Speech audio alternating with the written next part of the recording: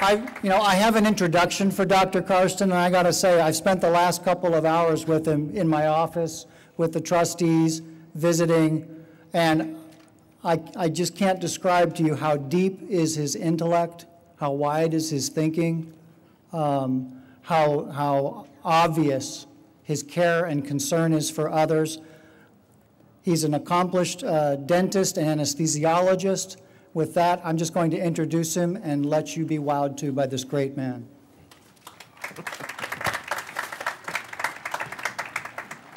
What a glorious day. The Centralia College Foundation, the faculty, the students, and the staff, thank you for inviting me today. 40 years ago, 1975, I stood at a similar podium and gave a commencement speech at Centralia High School. I was chosen by the faculty to be a commencement speaker. I was asked to write a speech following a slogan, you know, something like, "Today's the youngest you'll ever be." And it was not inspiring me. So my dad told me, say something you care about. So I did, and I will. You chose to be a student here for various reasons. You have dreamt of this moment, the moment we all put on flat hats. Future physicians and physicists, politicians, and people that will do jobs that aren't yet invented. My guess is there will be more learning for you. The world is very dynamic. In the future, if you become discouraged, remember that Albert Einstein, Steve Jobs, and Elon Musk were discouraged at times as well. Musk was close to bankruptcy in 2008. Einstein had to work for the German Postal Service, and Jobs was fired from Apple. Yet, each of them were grateful for what they learned and what had prepared them and how things worked out. I am grateful as well. I am grateful for Robert Neal. He was the first African-American graduate from Centralia College in 1962. That could not have been easy. He had a passion for art. He was a friend of my parents. He painted a portrait of me when I was 5. It hangs in my living room. He later earned a master's degree from Central in art education, and he spent his career serving others, helping them appreciate beauty and each other. There is nothing so short-sighted as curbing arts education. Music and art work hand in hand with science. Einstein said his violin gave him the insight and ability to solve difficult problems of space-time and quantum theory. Robert Neal made us smarter. I am grateful for Rufus Kaiser. Rufus retired 2 years before I came here to Centralia College. Rufus was my scoutmaster. Rufus grew up in Wenatchee. He was one of the earliest Boy Scouts in the United States and one of the very first Eagle Scouts. He went to the University of Washington and became a world-class mile runner because he worked hard. I saw him share his enthusiasm when he taught scouts like me about plants, the forest, and people. He taught me at 12 to make an accurate map with a ruler, a compass, a chunk of plywood, a pencil, and a piece of paper. It was within 1%, by the way. His teaching was masterful because he loved what he was doing. I am one of his Eagle Scouts.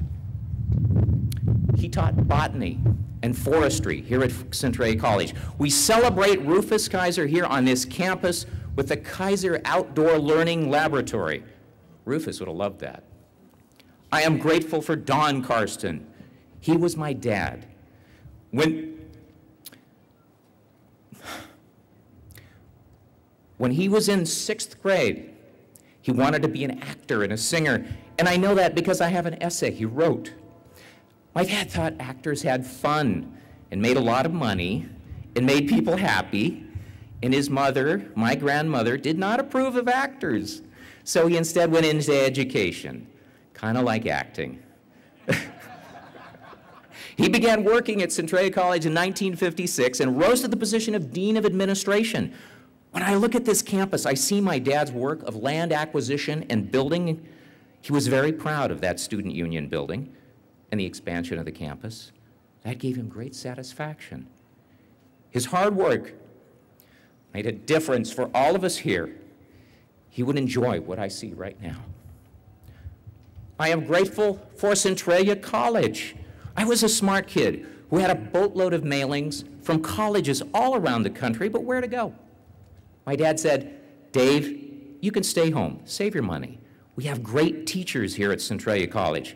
Well, that was spot on.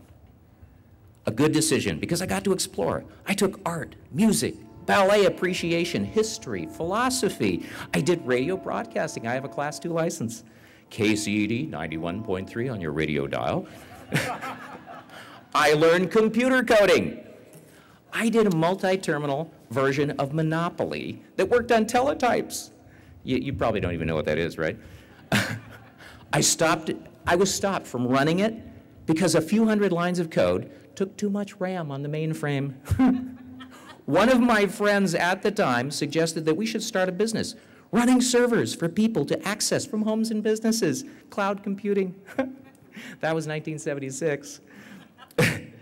Centralia College let me experiment and dream and take chances. It prepared me. I like what I have seen today because Centralia College has given that opportunity to you. After leaving here, I moved on to Washington State University in Pullman, and after that, the University of Washington to get my doctoral degree. I have had over 30 years of treating patients and teaching. I have had the honor of working with brilliant people. I am grateful to be able to honor them today by naming Dr. Keith Dunker, Dr. Terry Tanaka, Dr. Bud Sipko, Dr. Catherine Polson, Sandy Roth, my wife, my son, and many others that I won't name. They are part of my story, and today I become part of your story. So let's be pithy. Wisdom is not the amount you know. Open-minded but not empty-headed is the balance point. Zen master Son Nakagawa was once asked by a hard-working student, I am very discouraged, what should I do? And Son replied, encourage others. I am grateful to you all. Be well, do well, thank you.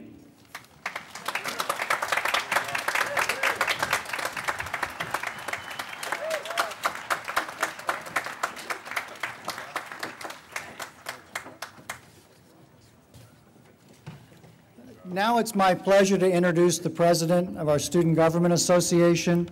And I'm just going to keep this introduction real short, too.